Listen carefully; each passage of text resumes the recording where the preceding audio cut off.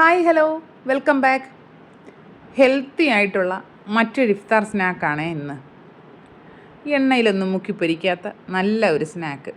നമുക്കതിനായിട്ട് ആദ്യം ഒരു പാൻ അടുപ്പിലേക്ക് വെച്ച് കൊടുത്തിട്ടുണ്ട്. അതിലേക്ക് 1 ടേബിൾ സ്പൂണോളം വെളിച്ചെണ്ണയാണ് ഞാനിപ്പോൾ ചേർക്കുന്നത്. സൺഫ്ലവർ ഓയിലായാലും മതി കേട്ടോ. അതിലേക്കൊരു 100 ഗ്രാം ബോൺലെസ് ചിക്കൻ, കുറച്ച് മഞ്ഞൾപ്പൊടിയും ഉപ്പും കുരുമുളക് പൊടിയും കുറച്ച് മുളക് പൊടിയും കൂടി ചേർത്തിട്ട് ഒന്ന് മാരിനേറ്റ് ചെയ്തതിന് ചേർത്ത് ജസ്റ്റ് ഒന്ന് നമുക്ക് ഫ്രൈ ചെയ്തെടുക്കാം. ഡീപ്പ് ഫ്രൈ ഒന്നും വേണ്ട, ചെറുതായിട്ടൊന്ന് ചിക്കനൊക്കെ ഒന്ന് നന്നായിട്ടൊന്ന് വെന്ത് വരുമ്പോൾ നമുക്കതിനെ പാനിൽ നിന്ന് മാറ്റാം. ഇനി ആ സെയിം പാനിലേക്ക് തന്നെ 1 ടീസ്പൂണോളം ഓയിലൂടെ ചേർത്ത് കൊടുക്കാം.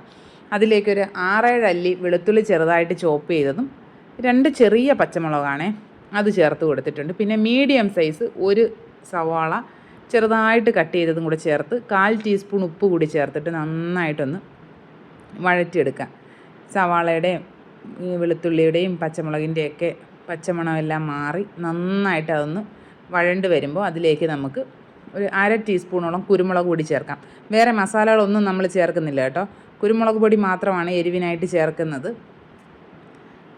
ചേർത്ത് കൊടുക്കുക. നിങ്ങൾക്ക് എരിവ് കുറച്ചുകൂടെ ആവശ്യമുണ്ടെങ്കിൽ കുറേ കൂടെ ചേർത്ത് കൊടുക്കാം കേട്ടോ.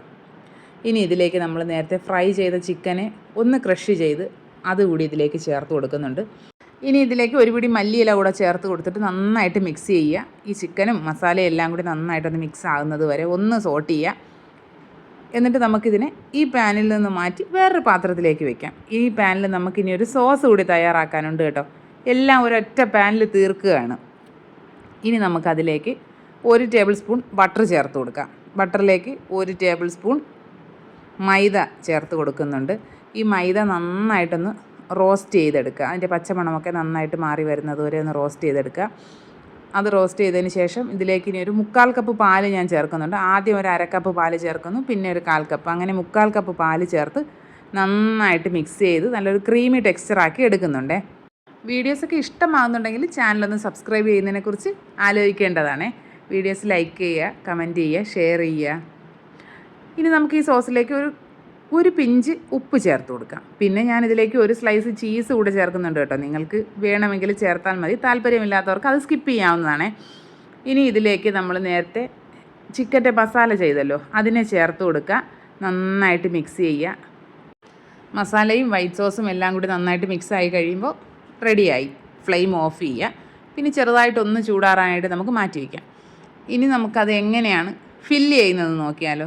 ആദ്യം ഒരു സമൂസ ലീഫ് വയ്ക്കുക. അതിൻ്റെ സെൻറ്ററിലായിട്ട് കുറച്ച് മൈദ പേസ്റ്റ് ഒന്ന് ബ്രഷ് ചെയ്ത് കൊടുക്കുക. അടുത്ത ഒരു സമൂസ ലീഫ് എടുത്ത് പ്ലസ് പോലെ വയ്ക്കുക.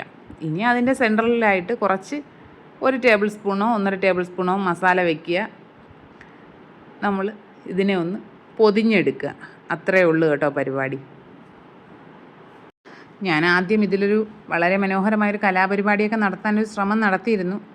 പക്ഷേ അത് ആദ്യത്തെ ഒരു പരിപാടിയോടുകൂടി അതങ്ങ് നിർത്തി കേട്ടോ. വേണ്ട എന്ന് വിചാരിച്ചു. അതത്ര വലിയൊരു സക്സസ്ഫുള്ളായിട്ട് തോന്നിയില്ല. അതുകൊണ്ട് നമ്മൾ സാധാരണ അതങ്ങ് മടക്കിയെടുത്താൽ മതി. ക്രോസായിട്ട് നമ്മൾ അതിലങ്ങ് മടക്കിയെടുക്കുമ്പോൾ നല്ലൊരു പൊതി പോലെ ആയി കിട്ടും. എല്ലാ ഫില്ലിങ്ങും ഇതുപോലെ സമൂസ ഷീറ്റിലൊന്ന് ഫില്ല് ചെയ്തെടുത്തിട്ടുണ്ടേ. ഇനി ഒരു തവ അടുപ്പിലേക്ക് വെച്ച് കൊടുക്കുക. അതിലേക്ക് ഒരു 1-1.5 ടേബിൾ സ്പൂണോളം ഓയിൽ ഒഴിച്ച് കൊടുക്കുക.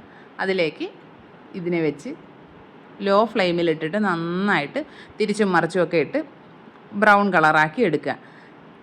ഇതിന് നമുക്ക് എയർ ഫ്രയർ ഉണ്ടെങ്കിൽ അതിൽ വെച്ച് ചെയ്യുകയാണെങ്കിൽ അതാണ് ഏറ്റവും എളുപ്പം കേട്ടോ. എയർ ഫ്രയർ ഇല്ലാത്തവർക്കും ജീവിക്കണ്ടേ. ഇപ്പോൾ അതാ ഞാൻ എല്ലാം റെഡിയാക്കി എടുത്തിട്ടുണ്ട്. നല്ല ടേസ്റ്റാണ് കേട്ടോ. അടിപൊളി സാധനമാണ്. ഞാനിതിൽ നിന്ന് ഒരെണ്ണം അല്ലാതെ ഫ്രൈ ചെയ്ത് നോക്കിയിട്ടുണ്ടായിരുന്നു കേട്ടോ. പക്ഷേ അതിനേക്കാളും ടേസ്റ്റ് ഇങ്ങനെ നമ്മൾ കുറച്ച് ഓയിലൊന്ന് ഫ്രൈ ചെയ്തെടുക്കുന്നതാണ്.